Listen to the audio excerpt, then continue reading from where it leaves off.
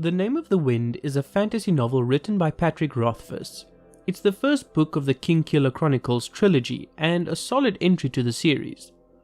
I first heard of the Kingkiller Chronicles through one of Brandon Sanderson's writing lectures he posts online. He's mentioned it a few times in the past, but I always got intrigued when it came up. Then I saw some of my favorite booktubers talk about it and my curiosity grew. Well, I finally decided to give it a try.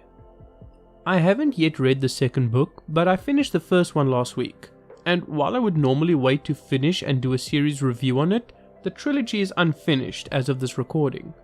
So I'll review each book in the trilogy separately.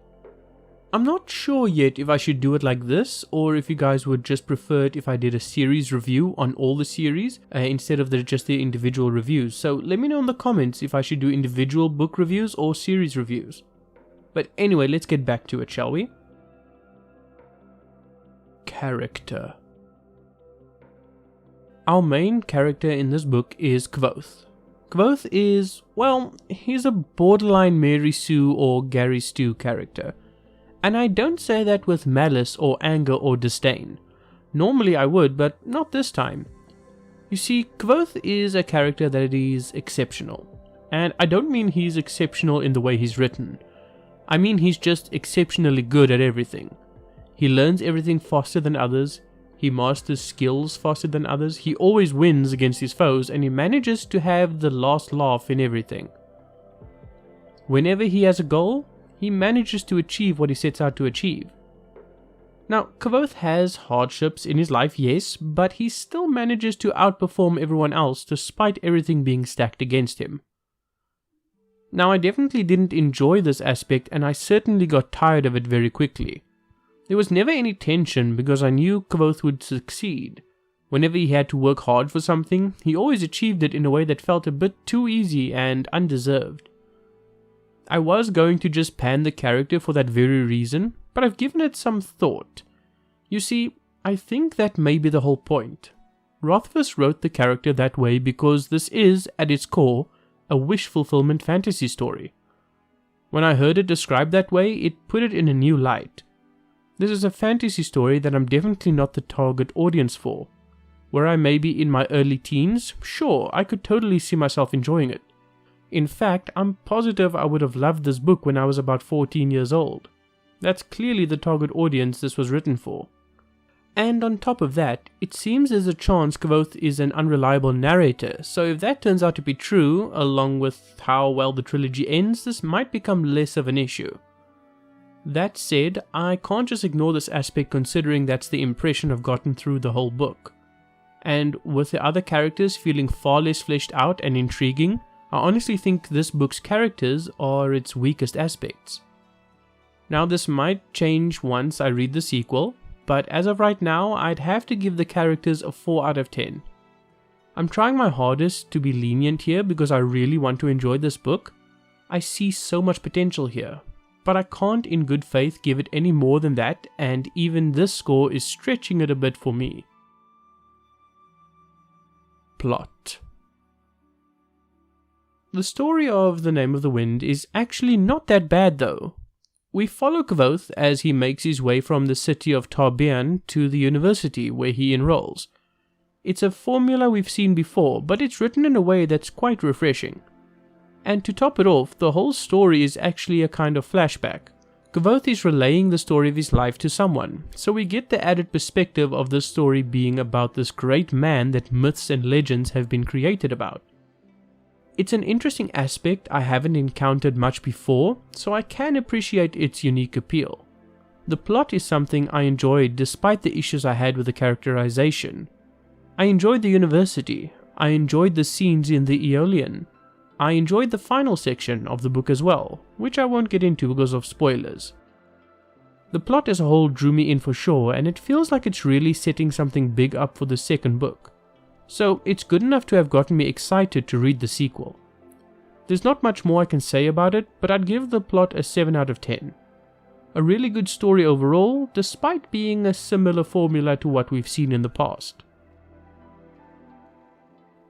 World building. The world we find ourselves in is actually quite well realized. The university and arcanists actually feel like they have a place in the world. I can't tell you how many stories I've read of magical schools that serve no purpose other than teaching budding mages how to control their abilities. That's fine and well, but the school needs to also prepare the student for life outside of the campus. And the university feels like it does just that. It feels like a place that the student can learn vital and important skills to use once they've graduated. Then we have the city of Tarbean. Though we don't actually see too much of it, the atmosphere and harsh realities of the city are immediately impressed on us. I'd say that even though the story isn't focused on the city for very long, it's still the place I remember the most from the book. Rothfuss also gives us some very well told stories of the religion in the world and the festivals associated with it. I like the little stories woven in with the mythos of the world he's created. It feels much more real and alive compared to some other books that I've read that feel more shallow by comparison. Overall, I'd give the world building a solid 6 out of 10. It's not the most glamorous of worlds, but it's above average and definitely memorable in my opinion. Magic. The magic in The Name of the Wind is quite interesting. It seems we have two different magic systems here. One more on the hard side of the scale and the other a much softer system. Sympathy is the magic system in question, and it's presented as a very scientific and strictly defined system. Students study it at the university and can take very in-depth classes on its uses and the theory work behind it. It sits well with the setting of the university as being a magic that can be deeply understood and studied in a scientific manner. The other system, however, we only get glimpses of, though I feel we'll probably see more of it in the second book. This magic system is the naming of things, and it involves being able to control different elements, objects, people, etc. by knowing the true name of these things. It seems like the more powerful form of magic, but it's difficult to grasp and even harder to master. I quite like this dichotomy of two magic systems within the same world. I hope we'll get a further explanation of both in the sequel though, since the naming magic is quite mysterious at the moment. Overall, I'd like to give the magic in The Name of the Wind a solid 7 out of 10. Definitely one of the more enjoyable aspects of the book for me, and I hope it gets a further explanation in the sequel. Structure. The structure of this book, in my opinion, is the strongest aspect it has. From the careful pacing, to the beautiful prose, to the interesting way the story is presented. I think this is what has kept me interested in reading the rest of Rothfuss's work for sure. The pacing for one is actually better handled than I first thought it would be. Nothing feels like it plods on longer than it needs to, and nowhere are there parts where it feels rushed or forced in any way. There is a moment near the middle of the book where it feels like the university section was dragging a little, but when Quoth leaves town for spoiler reasons that I won't get into, and we actually get that change of pace and scenery, I realized I actually enjoyed it for what it was and the purpose it served. And the prose is just exquisite. Many people told me that I'd be enjoying The Name of the Wind purely due to the prose, and that the Kingkiller Chronicles has the best prose in the fantasy genre. Now, while I don't know if it has the best in the genre, I have to say they were spot on with the fact that the prose is actually very good. It's not the absolute best prose I've ever read, but it's definitely up there in the top tier. If you enjoy beautifully written prose with metaphors and similes that leave a deep impression and jump from the page, I highly recommend Rothfuss's writing for that.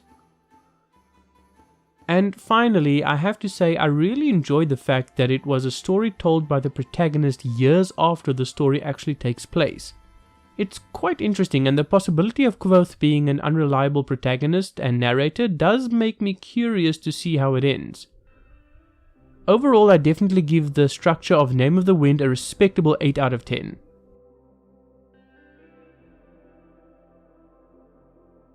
The Name of the Wind was quite a mixed bag for me. On one hand, there are parts of the story I really enjoyed, but on the other, I had some deep and genuine problems with the characterization and how the characters were done within the story. It's a difficult book to rate, and it definitely would have had a much higher rating if not for the character issues I mentioned. But with all that being said, I have to give The Name of the Wind a score of 6.2 out of 10. It's definitely above average, but it was severely stunted by the issues it had. I look forward to the sequel as I feel it has the potential to be a much better book than the first. And who knows, maybe after the final book the whole trilogy would be even higher than this book as a whole. But as always, that has just been my opinion. What are your thoughts on The Name of the Wind? Let me know in the comments below. Thank you very much for watching, guys, I really do appreciate it. This has been Raven, and I will see you next time.